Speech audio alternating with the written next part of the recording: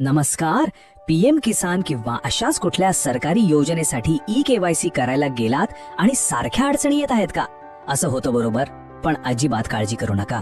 आज आपण याच समस्येवर एक अगदी सोपा आणि सरळ उपाय काय आहे तेच बघणार आहोत. चला तर मग थेट मुद्द्यालाच हात घालूया. बऱ्याचदा काय होतं, आपण पीएम किसान पोर्टलवर लॉग इन करतो आणि समोर दिसतं ई-केवायसी फेल्ड. जर तुमच्या बाबतीतही असंच काहीसं घडत असेल तर हा संपूर्ण भाग तुमच्यासाठीच आहे.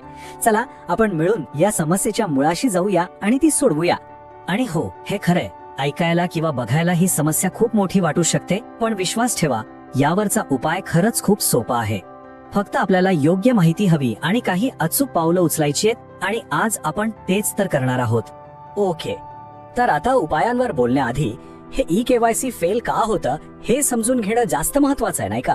कारण एकदा का आपल्याला मूळ कारण कळलं ना, की त्यावरचा उपाय अगदी सोपा होऊन जातो. साधारणपणे ई-केवायसी फेल होण्यामागे ही काही प्रमुख कारणं असतात. बघा, यातलं कुठलं कारण आपल्या समस्येशी जुळतंय?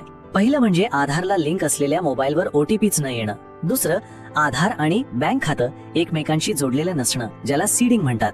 तिसरं, आपल्या नावातच काहीतरी तफावत असणं, किंवा कधी कधी सर्व्हरची अडचण असते किंवा फिंगरप्रिंट जुळत नाही. आता यातला एक महत्वाचा आणि थोडासा टेक्निकल शब्द आहे आधार बँक सीडिंग. घाबरू नका, याचा अर्थ एकदम सोपा आहे. म्हणजे आपलं आधार कार्ड आपल्या बँक खात्याशी सरकारी लाभांसाठी जोडलेलं आहे की नाही एवढंच. यालाच NPCI लिंक असंही म्हणतात. आणि जर हे लिंक नसेल तर मग सरकारी योजनेचे पैसे थेट खात्यात जमाच होत नाहीत. सगळा घोळ इथेच होतो. आणि ही तर खूपच सामान्य चूक आहे. आपल्या आधार कार्डवर जे नाव आहे, म्हणजे जसं लिहिलेलं आहे, अगदी तंतोतंत तसंच नाव पीएम किसानच्या अर्जातही असायला हवं. अगदी स्पेलिंग मधला एखादा अक्षराचा फरक किंवा आडनावाच्या जागी वडिलांचे नाव असं काहीही चालत नाही. इतक्या लहानशा चुकीमुळे सुद्धा सिस्टम आपला ई-केवायसी नाकारते.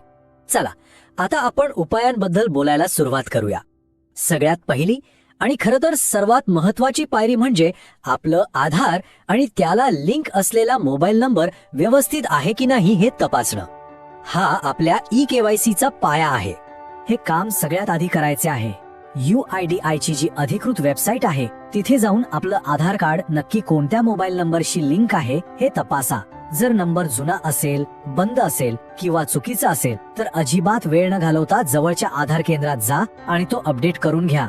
हे काम झाल्याशिवाय पुढच्या पायरीवर जाऊ नका. आणि हो, ही एक गोष्ट अगदी पक्की लक्षात ठेवा, ओटीपी मागवताना तोच मोबाईल नंबर टाका जो तुमच्या आधार कार्डला अधिकृतपणे जोडलेला आहे. दुसऱ्या कुठल्याही नंबरवर ओटीपी येणार नाही आणि प्रक्रिया तिथेच थांबेल. मोबाईल नंबरचं काम झालं? वा. आता आपण दुसऱ्या महत्वाच्या टप्प्याकडे वळूया. इथे आपल्याला आपलं बँक खातं आणि नावातले तपशील जुळवायचे आहेत. आता इथे दोन गोष्टी करायच्या आहेत.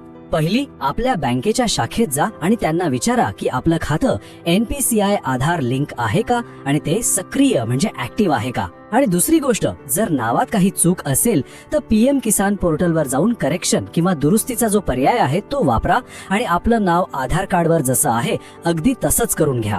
बरं, तर आता आपण जवळजवळ शेवटच्या टप्प्यात आलो आहोत. सगळी तयारी झाली आहे. आता ई-केवायसी पूर्ण कसं करायचं आणि सगळ्यात महत्वाचं म्हणजे आपलं काम यशस्वी झालंय की नाही हे तपासायचं कसं ते बघूया. बघा, ई-केवायसी पूर्ण करण्यासाठी आपल्याकडे मुख्यत्वे दोन मार्ग आहेत. पहिला आहे ओटीपी पद्धत, जी आपण घर बसल्या मोबाईलवरून करू शकतो. पण समजा काही कारणाने ओटीपी येतच नसेल तर अजिबात चिंता करायची नाही. दुसरा आणि एकदम खात्रीशीर मार्ग आहे तो म्हणजे जवळच्या CSC केंद्रात जायचं आणि आपल्या बोटांच्या ठसांवरून म्हणजे फिंगरप्रिंटने ई-केवायसी पूर्ण करायचं. हा मार्ग हमखास काम करतो. एकदा का ई-केवायसी ची प्रक्रिया पूर्ण झाली की आपलं काम झालं की नाही हे तपासणं खूप गरजेचं आहे. त्यासाठी परत पीएम किसान पोर्टलवर जा. तिथे बेनिफिशरी स्टेटस नावाचा एक पर्याय दिसेल, त्यावर क्लिक करा. मग आपला नोंदणी क्रमांक किंवा मोबाईल नंबर टाका आणि आपलं सध्याचं स्टेटस काय आहे ते तपासा. आणि आपल्याला हे बघायचंय, जेव्हा तुमच्या स्टेटसमध्ये ई-केवायसी स्टेटस व्हेरीफाईड असं हिरव्या रंगात किंवा स्पष्ट लिहिलेलं दिसेल, तेव्हा समजून जा की आपली मेहनत फळाला आली, समस्या सुटली आणि आपलं काम यशस्वी झालं. चला, जाता जाता एक शेवटची पण खूप महत्वाची गोष्ट. काही अगदी सामान्य चुका आहेत ज्या आपण टाळल्या ना तर आपला खूप वेळ आणि नको तो त्रास दोन्ही वाचू शकतो. या काही गोष्टींकडे आवर्जून लक्ष द्या. घाई गडबडीत आपला आधार नंबर चुकीचा टाकू नका. ओटीपी साठी कधीही दुसऱ्या कोणाचा मोबाईल नंबर वापरू नका. जे बँक खातं बंद आहे ते देऊ नका. आणि एकापेक्षा जास्त बँक खाती लिंक करायचा प्रयत्नही करू नका. या अगदी छोट्या वाटणाऱ्या गोष्टी आहेत, पण यांची काळजी घेतली तर आपलं काम पहिल्याच प्रयत्नात यशस्वी होऊ शकतं. तर आज आपण ई-केवायसी फेल का होतं आणि ते दुरुस्त कसं करायचं हे सगळं सविस्तर पाहिलं. आता एक प्रश्न, तुमची ई-केवायसी प्रक्रिया नेमकी कोणत्या पायरीवर अडकली आहे? मोबाईल नंबरच्या व्हेरिफिकेशन मध्ये अडचण येते की बँक लिंकिंग मध्ये, की नावाच्या तपशिलात काहीतरी गडबड आहे? आम्हाला खाली कमेंट्स मध्ये नक्की सांगा.